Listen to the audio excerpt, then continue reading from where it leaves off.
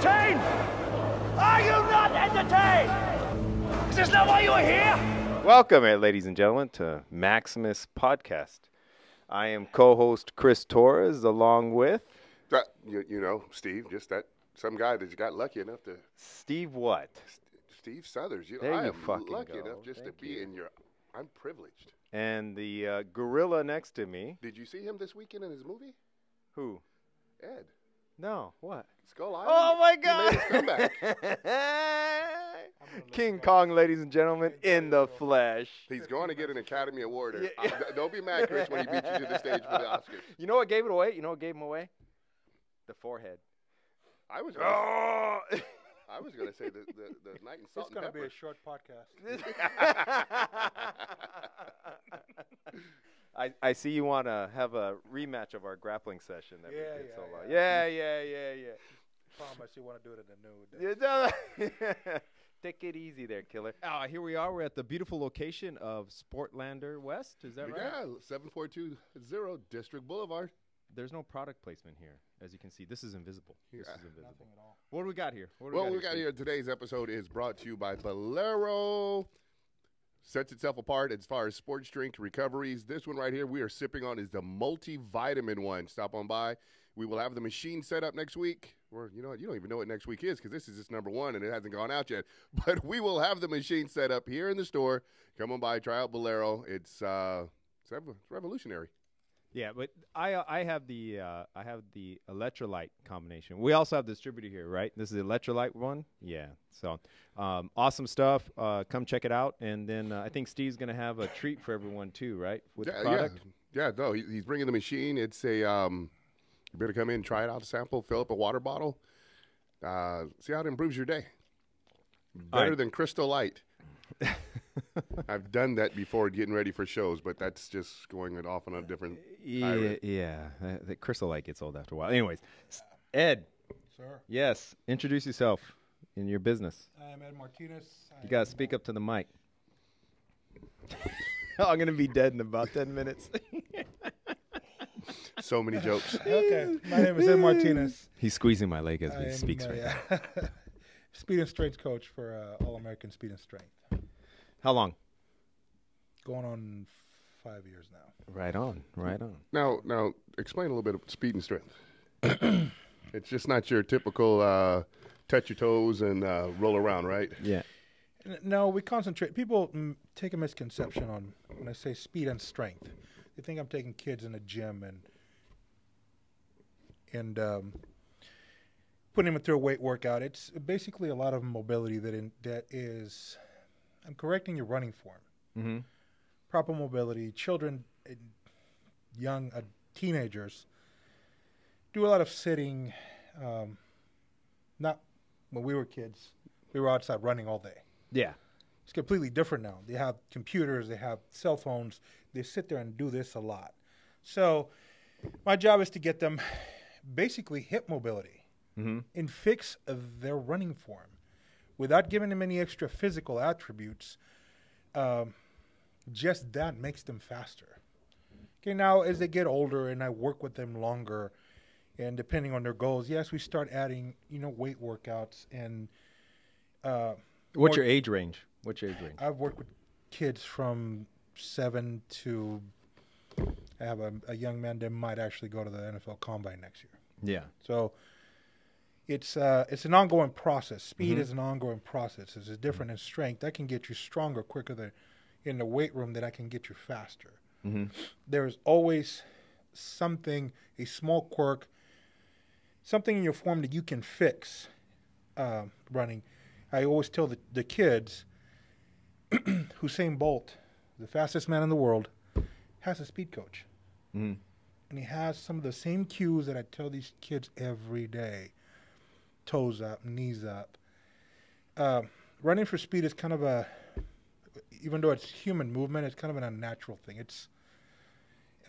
There's certain cues that you have to watch for. And here's the fastest man on earth. I love showing that to kids because the same cues that they get annoyed with that I every day, toes up, knees up, throw your elbows back, the same cues that the fastest man on earth is getting in practice. Even now. even now. Even now that he's Yes. the man. So it's that's basically what I concentrate on, fixing running form. Yeah, it seems like you can never escape fundamentals. No, at any sport you've done, jiu-jitsu, Yeah.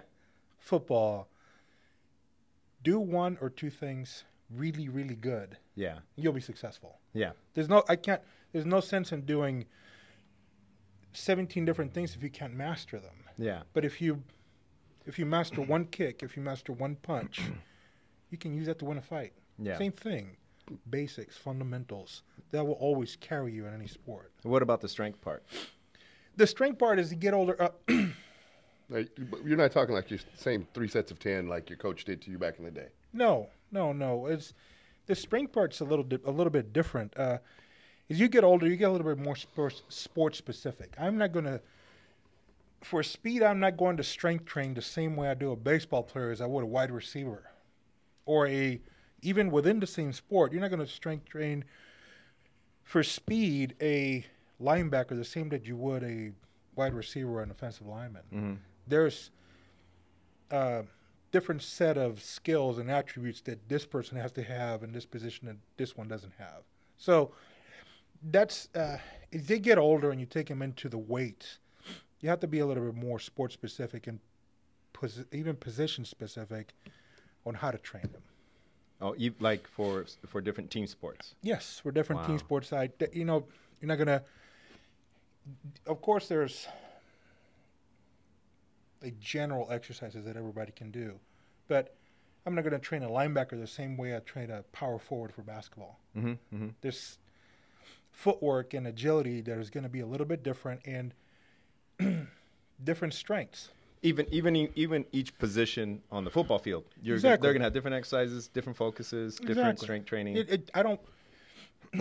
I'm not going to have I don't need a wide receiver that benches 400 pounds. Mm. I need a wide receiver that can get open. I could care less how much a wide receiver benches. Yeah. Now, is it important that a defensive lineman be strong? Yes. But he's got to be strong within the context of the sport. There's no need for him to be benching 500 pounds if he can't get to the ball. Yeah. Does that make sense? Yeah. So it has to be sport specific. And I think sometimes people get too caught up in what they see on the internet on this and that without looking at the sport itself. It's like there's all linemen that can barely bench 300 pounds, Yeah. but they will stop a 300-pound man that is rushing them because they have the perfect footwork and the right setup for that position. Yeah. Yeah. It's a lot like Wayne Gretzky. He was never the fastest skater, but he's the greatest hockey player of all time. He didn't need to be. Yeah. He didn't Got need it. to be. It's again, proper form, proper technique, but in general, what I do with most of the time, 90% of the time, with young children is just basically correct their running form. And really that's it, because unfortunately society has taught them to sit a lot and Oh, we're getting ready. sit a lot. We're and getting do ready to this. hit our very first topic, ladies and gentlemen, tonight, and this is going to be fun. So, interesting little background here. Steve and I were talking about doing this podcast for like the last 2 months, right? Yes, sir. Yeah, and we've done different promotions together in the past, 6 and 6. That was fun. Yeah, that was actually our first time collaborating. We did the TRT commercials. Yeah, yeah. The snack packs. Yeah, so this podcast came about because of our conversations. They're very interesting. So our first podcast was going to be about foundation of human performance and the things you have to do in order to perform in any aspect, whether it's a sport, whether it's business, performance arts. And then King Kong walked in. And we had just got through talking about that episode on ESPN where they were talking about they don't think it's healthy for kids just to be locked into one sport. Yeah, and then that set off another topic, and so now the big topic tonight is going to be the participation trophy generation. That's the key. I just did a search on that on the internet before doing a little homework for our podcast here, and they called it the participation trophy generation. Yeah. And this was a very big point, and I figured it was an awesome topic for you because Ed works with a lot of youth and a lot of people just at the peak of when they're getting into competition and when they're learning about winning and losing and participation. And so, what are your thoughts on that? Yeah, People that know me, I'm very opinionated on that fact. I mean, that's why you're here. again, the three of us are at a certain age range where we grew up. When you went to play a sport, there was a clear winner and a clear loser. You didn't get a trophy for participating. Mm-hmm. Okay, you want to call it whatever it is, and I know a lot of people are going to dislike this, but it's just being politically correct, just for the sake of being politically correct. In my opinion, which is, take it or leave it, there is a clear lesson in losing as much as there is a clear lesson in winning. Mm-hmm. Okay? Not to even take back that losing creates desire. No.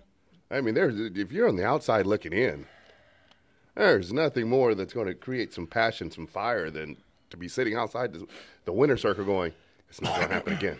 Yeah, right. Yeah. That's not going to happen again, especially when, you make it to high school, junior high area, and the little girl you like is walking away holding his hand, and you're going, that ain't going to happen again.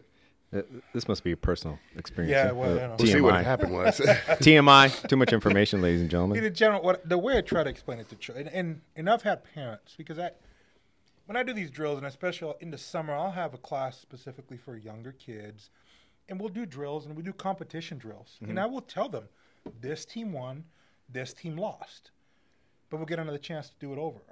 And this team won, this team lost. And I don't tell kids, okay, you guys lost. You don't belittle the people that lost, and you don't overemphasize the people that won. You just, this one won, this one lost. Yeah. Number one, number two. That's it. I've had parents actually come and talk to me about it and say, you know what, I like the way you do it because you are not just patting my child on the back and telling them, oh, you did a good job for participating. I believe that in losing, you get two things. Number one, did I try my hardest at whatever it is I'm doing? And number two, okay, that was my hardest and I wasn't good enough today, just today. What do I need to do to improve myself? Mm-hmm. And that, like what Steve's saying, gets the desire. If you have the drive, if you want to continue doing what it is you're doing that you just failed at, it gives you a baseline. Losing just gives you a baseline. That's all that is. Mm-hmm. Because if you're competitive enough, or if you have the drive, it teaches children to drive.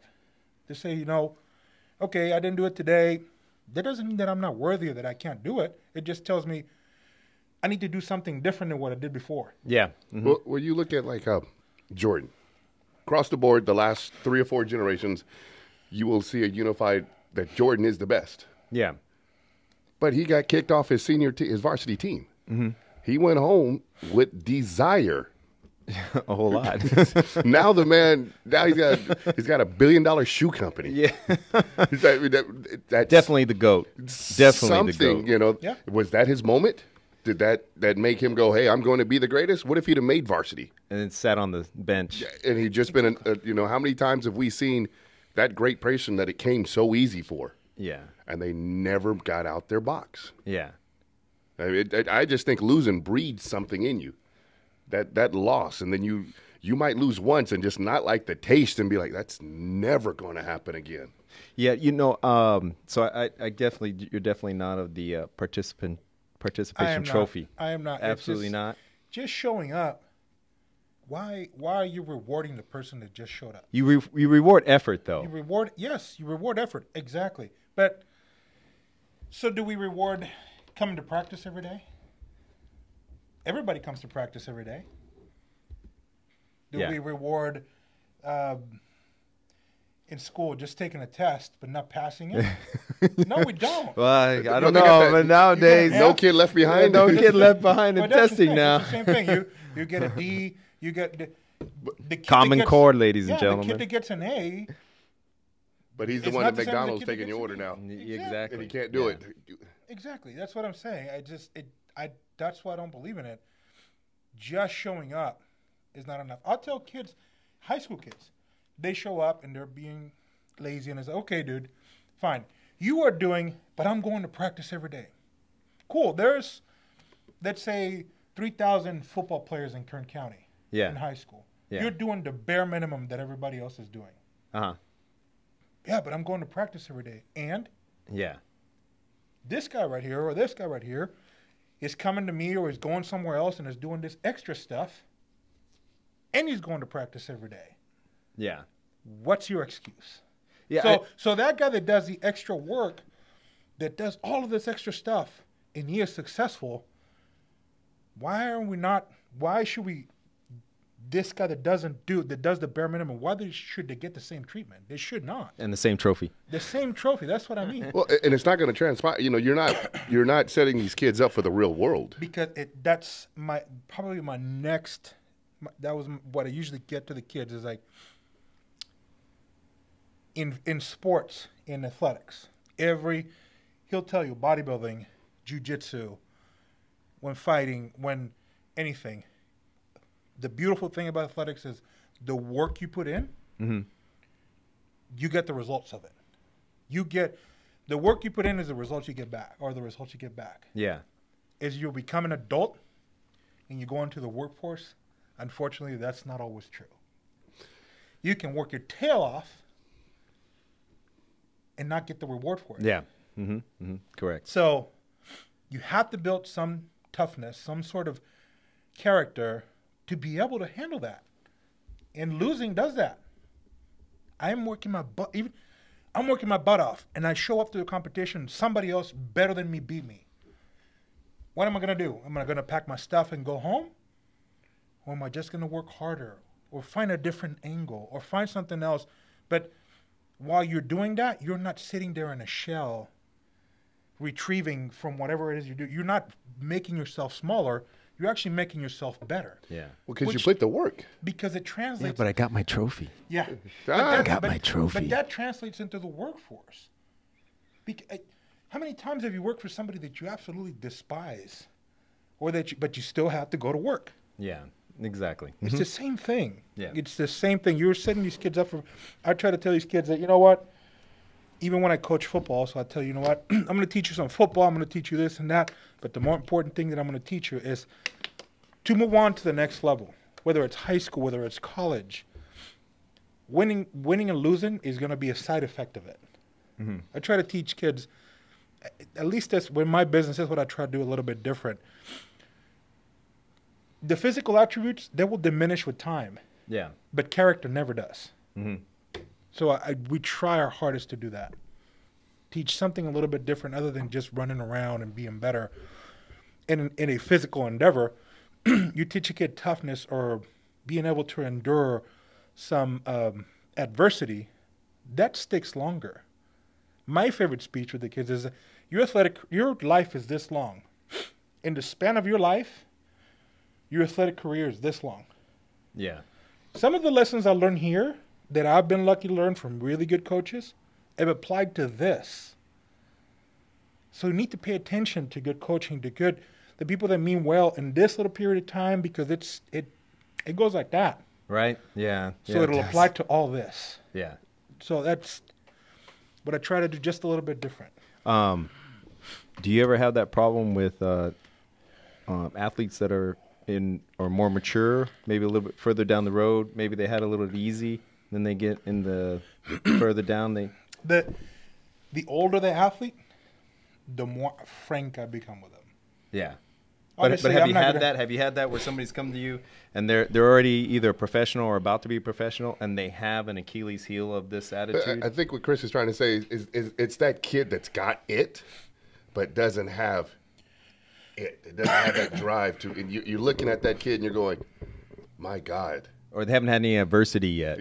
My God, you've got it. You can go there. Right. Yeah. But you're just. I have not. I have, like I said, out of all the kids that we've worked with, maybe next year I'll have one that is thinking of going to the NFL Combine.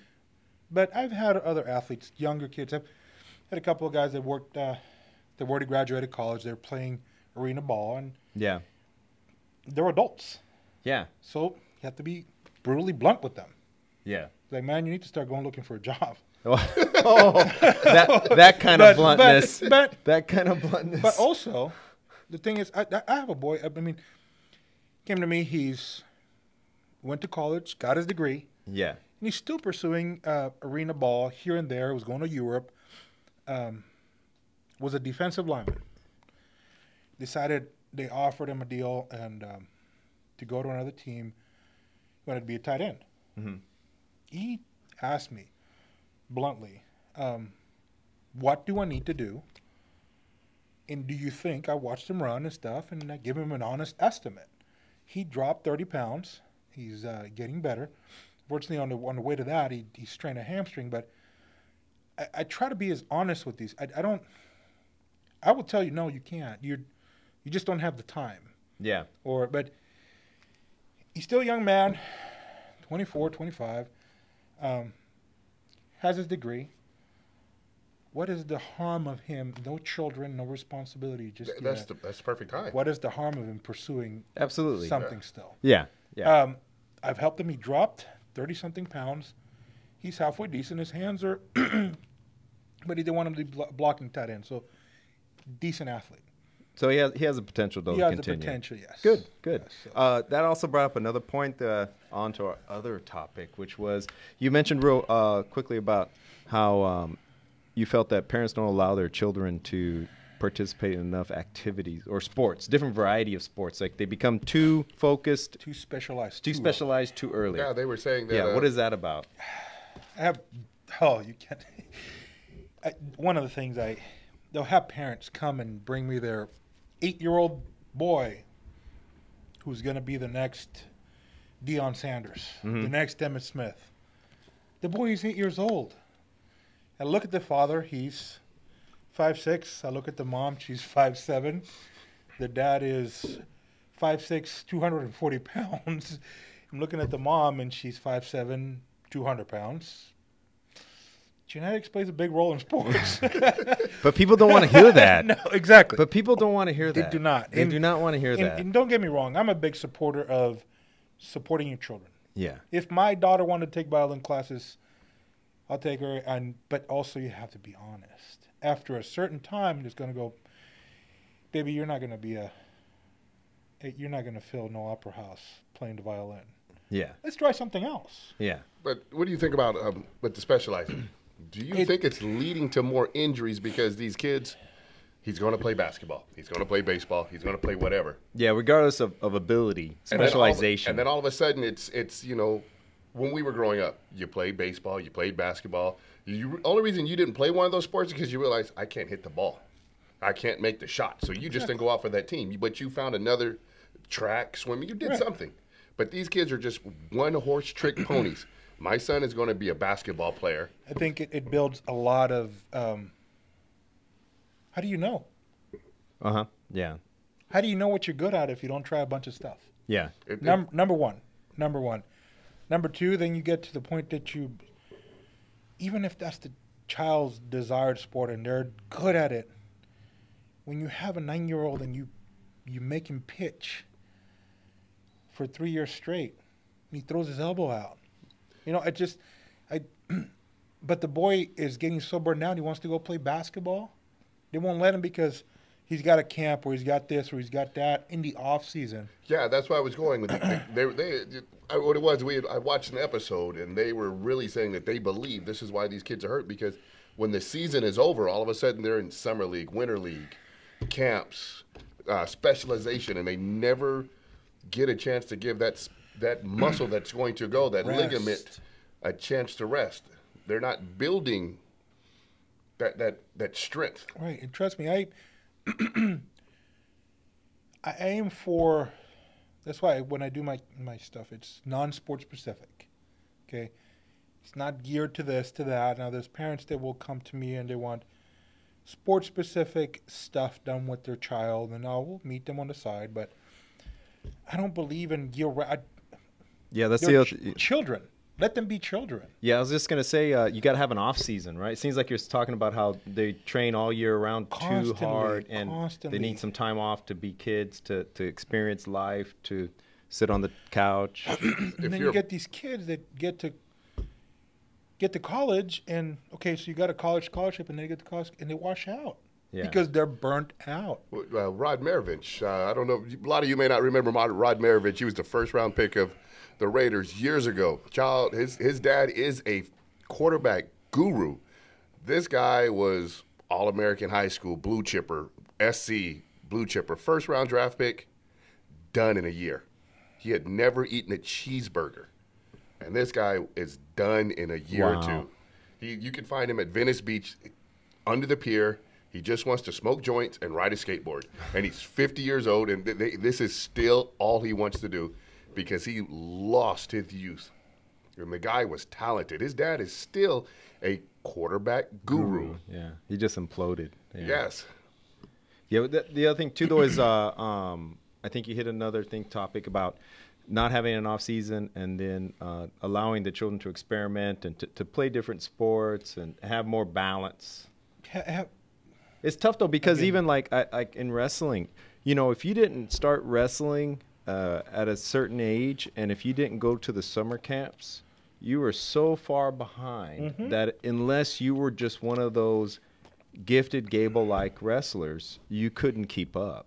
Right. You can't keep up. It's Right. you're either in it 100% or you're not. But I guess that comes of where the Honestly, I believe it. I mean, if you're going to specialize and I hate putting like a timeline on it, but honestly, even colleges don't even start looking at these athletes till their junior year in high school.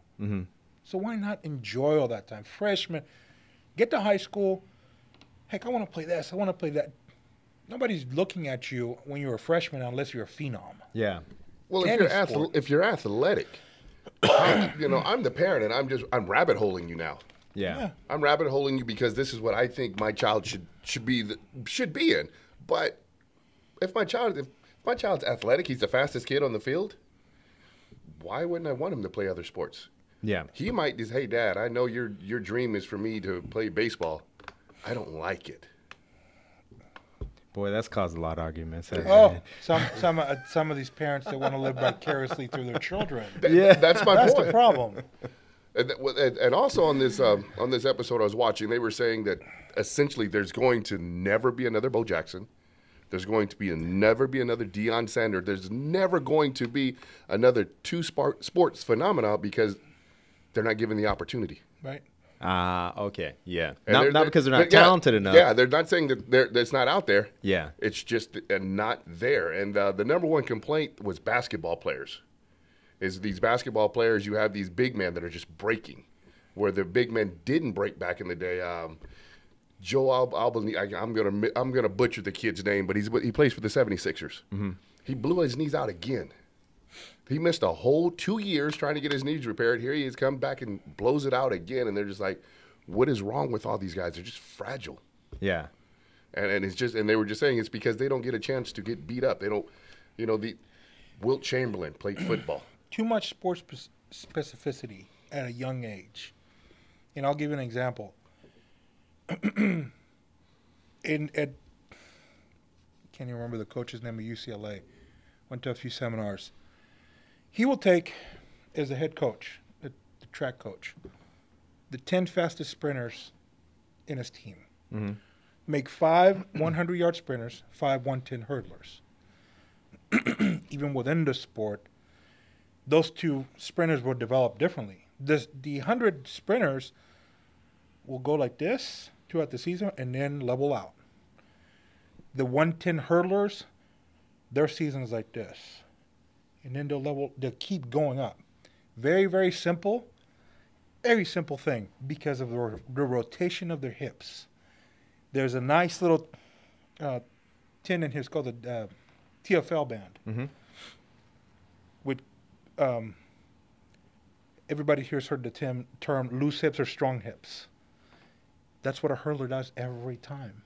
So the hurdler's hips are stronger than the 100 meters sprinter because they're just concentrating on linear speed, and they don't have that extra strength in their hips. And if you've ever been part of a track team, those 100 sprinters are the most fragile. They're the most imposing physically on the team because most of them most muscular, ripped, but they're the most fragile because it's a linear plane, and they're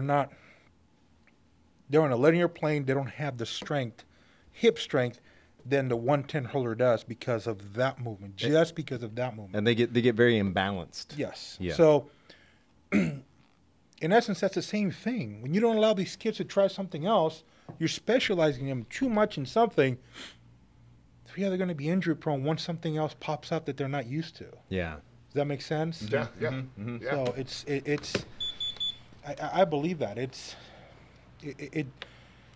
too much specialization too early. They don't allow these kids to develop physically, just physically, let your body catch up, get your joints, get everything where it's supposed to be. And as you get older, yes, as the competition increases, yes, yeah, more specialization. But when you're 9 and 10, Yeah. Have fun too. Exactly. I don't think Exactly. people have enough fun anymore in sports. exactly. You know, the other thing too, I always think about. Well, actually, this leads us into our third and final topic. All right, here we go. Our final topic here, which was another thing, another big thing. This is very important because this really hits home with me. Not allowing your children to fail. Wow. And I have to say that this is. I noticed this too, just in the martial arts. When I used to teach martial arts, you had all that other stuff of the parent living vicariously through their children, Right. and then the other thing too is that they're never supposed to lose, or that if they lost something, it was the end of the world. Something's always going to be there for you. Yeah. I mean, Exactly. when you get participation, you're going to get That's something. that's why we You're- have participation you're gonna get participation something, trophies, buddy. right? I don't have to lose The- anymore. The funny story, when you're talking about parents, it's a funny story. As an adult, and I had a job, and I asked my mom for $20. She told me drink some water and take a nap. I wouldn't be hungry when I woke up. Guess what? There you go. I never was broke again. I learned a life lesson. I lost, and I was like, I didn't like the way losing felt. I was hungry. I think it goes back to the whole. There's a lesson to be learned in losing. Just Now you brought this topic up. I remember because you were just sitting in the when we were sitting there talking, and Right. you're just like, "Look, man, the parents got to let these kids fail. you They gotta don't let them fail." How are you going to learn how to be successful or fight out of adversity if you never fail? Yeah, look at that. All you do is you play one sport. You never lose because you always get a trophy. So you never experience failure. What do they say? 9 out of 11 multimillionaires have gone bankrupt, but they're still rich. Damn, I'm well on my way then. Got all the qualifications. But After every bankruptcy, I'm expecting to become a billionaire. know. It just hasn't happened yet. look at What our the hell? hot Cheeto president. Look how many times he's failed at something. He's never personally filed for bankruptcy. But yeah, but No. He's never. but here it is. He's a hot Cheeto and he's a president. Oh my God! It goes to that. You don't teach people. When did you realize that? When did that dawn on you that they're not letting the kids fail? I mean, did they Just- come in and say Johnny isn't winning and he needs to win now? Fix him. Well, that's part of the whole specialization. The parents, most of the time, I think it's misguided. It's the fact, okay, are you trying to get your kid better at this sport or just don't want them to lose? Those are two different things. Right? Getting better at a sport means I'm going to lose along the way. I'm going to fail somehow. Getting not to lose is different. Yeah. Like anything, and I'll use martial arts because we both. How many times did you get choked out before you know how to get out of a guillotine hold? I'm still getting choked. There you go. Exactly. How many times? How many times do you get your Countless. arm hyperextended before you Countless. learn to get out of an armbar You from stop- you different stop angles? counting. Exactly, because Yeah. you get from one angle, you learn to do that one. Next thing you know, the instructor puts you in a different angle, and it's the same thing. So there's a learning process there, and to me, and maybe because it takes a little bit of a different person, the pain and the suffering of the learning process is what makes it fun. Yes. Is what makes it worth. When you win, you appreciate it a lot more than if you've never lost. And you're gonna have adversity in life. Yes, Not- exactly. The, Just the anything tears in tur- life. tears turn to triumph. Yeah, it's just like Yeah. anything in life. Tears If you to don't- try. I like that. I heard that's it. a title I of think an I stole that album. from. I think I heard that from ABC, Wild World of Saw it in Sports. some soap opera. Well, I always think about too. Once you brought that up, I just remember it. I always make a reference to this because I think that it's probably something that's seen by everyone all across the world. Matrix Right? and his first jump, Exactly. and what happened? He failed. And then what does the guy does? Idiot. And what does the guy say? Everybody fails the first jump. Everyone falls. And what does it mean? Nothing. Nothing. It Right. means that you got to get up and try it again. Yeah. That's it. Yeah, and my own personal experience with that is I had that problem. I was taught that you can't lose, you can't fail. And even not in sports. I remember my biological father. I had two fathers, and my first father taught me to hate, and my second father taught me to love. But my first father, I could never make a mistake. If I brought home any test with at least one answer wrong, that was it. It was constant going, and this might happen to you. You have a parent, it was constantly going over the same type of problem over and over and over and over and over and over. I was in the first grade. Yeah. I was in the first grade, and I had to be perfect. And I didn't learn how to lose until I was older in life. I didn't learn how to fail, and that failure was the first step. Right.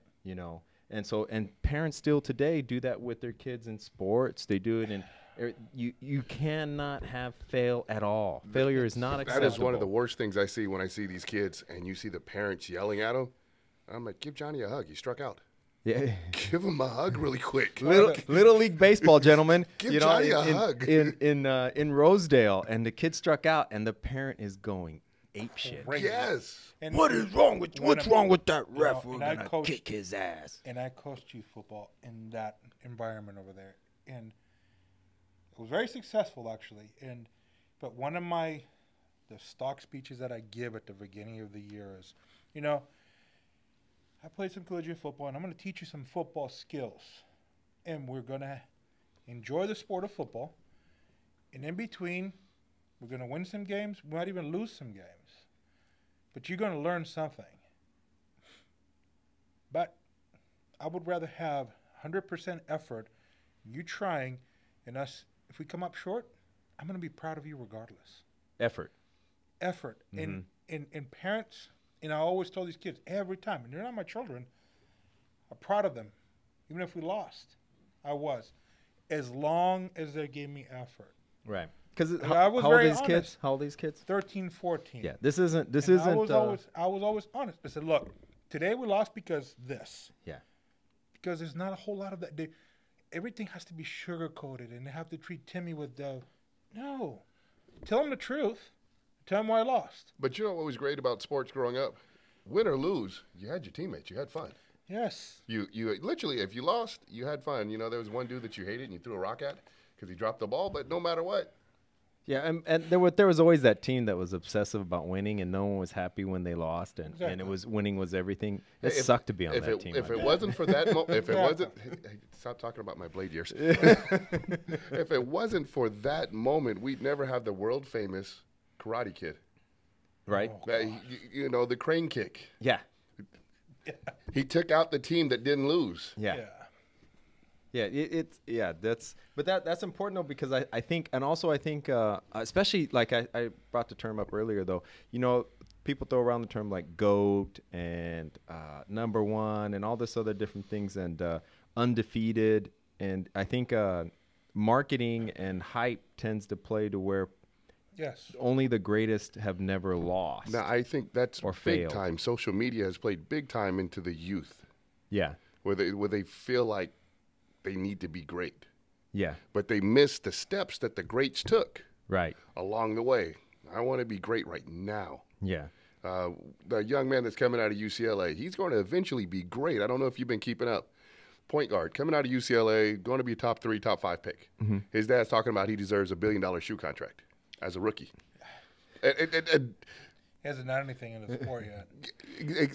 Give it a second. Your Participation trophy there, buddy. Your kid is great. Participation contract. I saw the kid. I saw his numbers. I'm like, oh, he's going to be great. He's going to be great. He might be one of the greatest. Might be. But come on, $1 billion out the gate. Yeah. It's social media. Stop it. That is a participation contract, pretty much.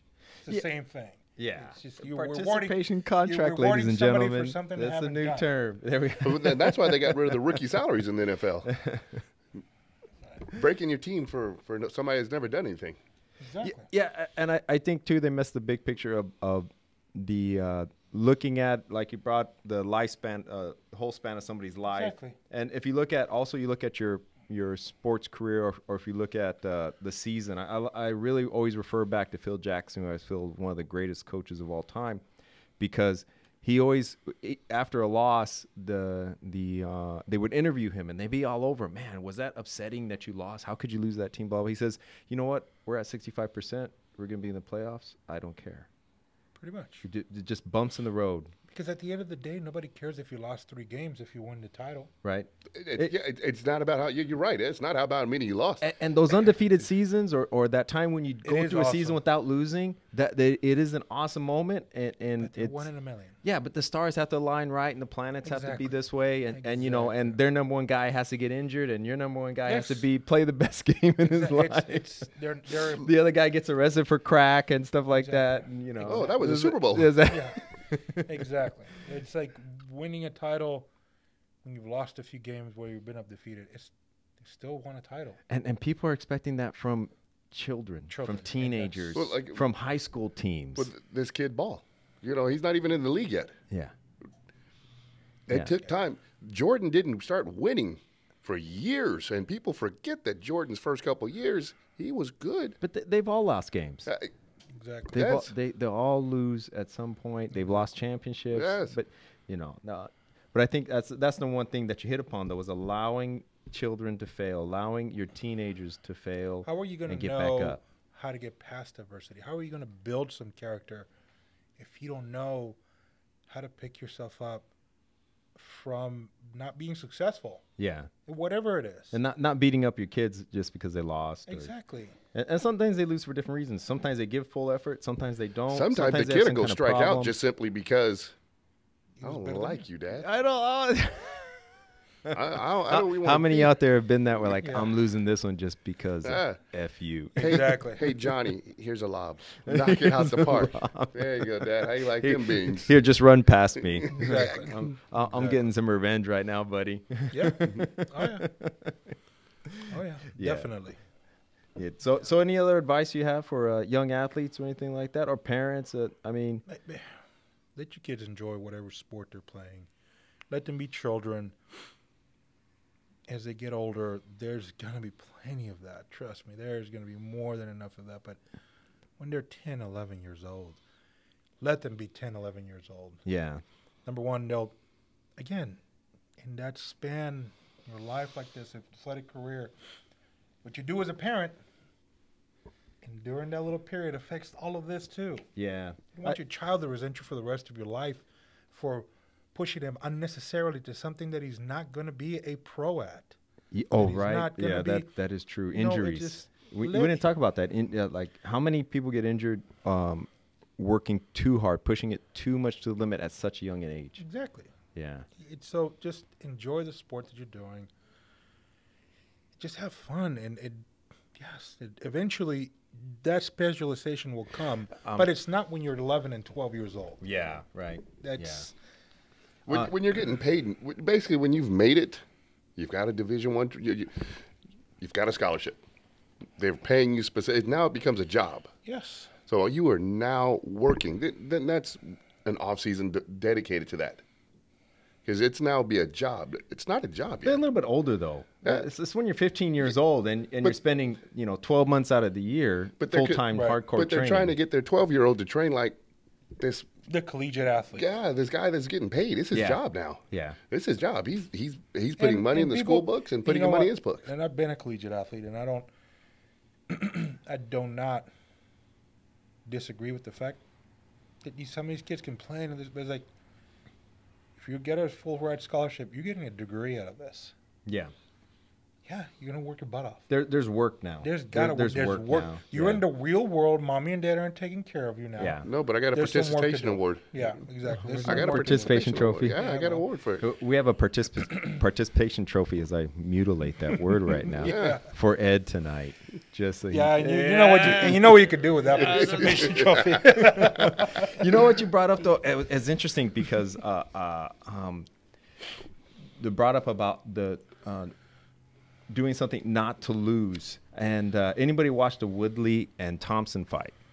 And a lot of people said, oh, you know, this person won, that person lost, all this and back and forth. And you know, unfortunately, what I got out of that was that you had two guys that didn't want to lose.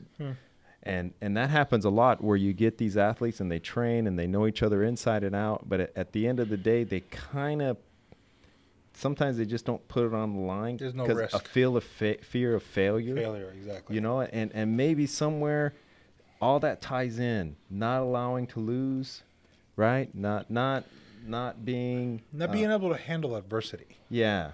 How are you going to take a risk if you're scared of losing? Yeah.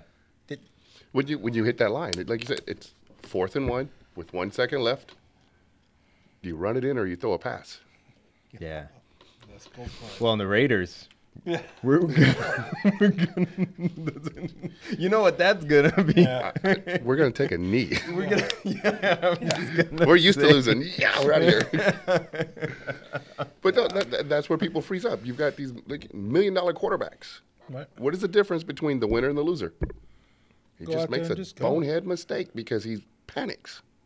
Yeah, and sometimes how you play the game is more important. I Exactly. get it. It's a profession. I get it. You know, millions of dollars are on the line, but you know, there's a reason why the Raiders have such a following, regardless of whether they've lost or not. I or heard there was won or free not. beer up in the Yeah. black hole. That's why. But you know, it's sometimes though it's you got to get out there and you have to put yourself on the line, even if you know that doing so takes you out of your safe zone, your Yep. safe space.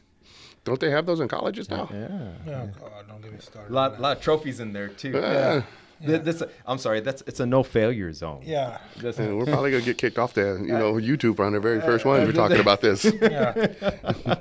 Banned before episode 1 even launches. I know, right? It's terrible. All right. So, anyways, Ed, thank you for coming out tonight, man. Oh, that thank you was for having me. awesome. That was good stuff. Now, how can people get a hold of you? All American Speed and Strength. Facebook, Facebook. what? And it's Bakersfield, California. Bakersfield, California. All American Speed and Strength. Just Facebook. Yeah. It'll be fine. Now, do you use the gym that you train anybody at or anything or? Well, when the kids get older and that starts. Yeah, we go to NASPower here in Bakersfield, California, also. So, And they can, if they can't find you on Facebook, they can find you at NAS, right? yes, Okay. one of the two. But either way, it's again. He's the King Kong breaking all the participation Mainly, trophies yeah. at the. Look for the big hand on the side of NAS. Yeah. Anyways, again, most of what I do with All American Speed is really mobility. Yeah. And At a park or whatnot. Fixing yeah. your running form. Yes, it's basically as you get older, obviously, running form. If you get everybody and you fix their running form, physical attributes have to start taking over. Yeah. So then you improve the physical attributes by obviously creating atrophy, hypertrophy and strength and stuff like that. So, but initially when you get a young kid, it's really fixing their running form, Technique. mobility Footwork. and technique, footwork, all of that stuff. Okay. Just doing that improves their speed exponentially. And when they become teenagers, just their home runs and getting stronger themselves, that increases it with the combination of fixing their form and their mobility in their form. It increases. Now, as they get older, like I said, and after high school or during high school, then you start adding weight training and stuff, and it's more specialized. Yeah. But as you're younger, mobility. Right on. Mobility, Yeah. drills, and fixing their form. Great. So, All right. all right. Well, thank you everyone for watching. Hopefully we'll have Ed back, and next time we'll be live. You know what? I would like Field to, some next time we have questions. you, Ed, I'd like to talk about mentality in sports. Right. Absolutely. How it's changed. And also about how it was being on set for and when King Kong 2 is coming. Now that I'm gonna be King Kong versus Godzilla. Really? All right, thank you everyone. Have a good night. Good night.